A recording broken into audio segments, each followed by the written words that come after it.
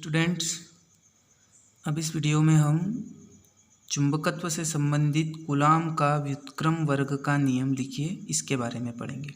तो इस नियम के अनुसार किन्हीं दो चुंबकीय ध्रुवों के बीच लगने वाला बल उन दोनों ध्रुवों की प्रबलता के गुणनफल के समानुपाती तथा उनके बीच की दूरी के वर्ग के व्युत्क्रमानुपाती होता है। तो देखिए यहाँ पर पहली लाइन में बोला है दो चुंबकीय ध्रुवों के बीच, तो हमें यहाँ पर सबसे पहले दो चुंबकीय ध्रुव बना लेने हैं।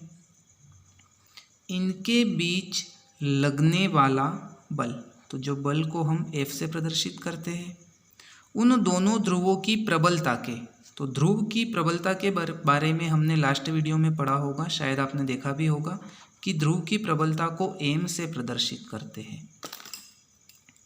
तो चूंकि हमारे पास दो ध्रुव है तो पहले ध्रुव को m1 और दूसरे ध्रुव को m2 बोला।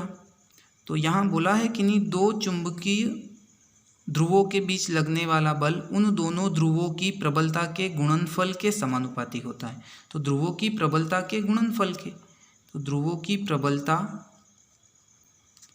का गुणनफल और इसके समानुपाती होता है तथा उनके बीच की दूरी के वर्ग के व्युत्क्रमानुपाती, यानी कि इन दोनों ध्रुवों के बीच की दूरी यदि हम d माने तो इस दूरी के वर्ग के, तो दूरी के वर्ग के व्युत्क्रमानुपाती, जो भी चीज़ व्युत्क्रम होती है वो बटे में लिखाती है, इसलिए हमने d स्क्वायर को इसके बटे में लिखा।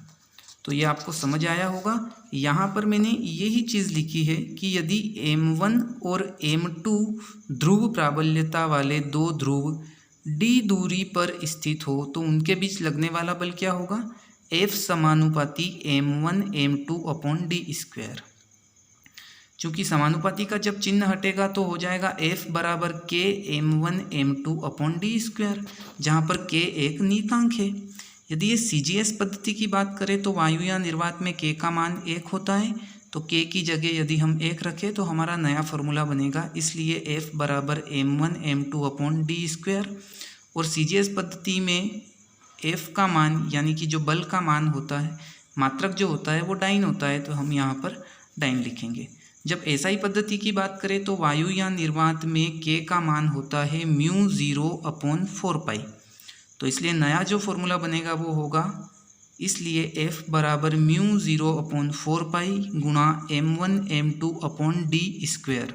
और SI पद्धति में बल का मात्रक न्यूटन होता है, तो हमने यहाँ पर न्यूटन लिख दिया, जहाँ μ0 वायु या निर्वात की चुंबकशीलता होगी। इसको μ0 पढ़ा जाता है, आप गलत इसको ना पढ़ें। अगर ये समझ नहीं आया हो तो इसको आप एक बार फिर से देखें ताकि आपको अच्छे से समझ आ जाए। धन्यवाद।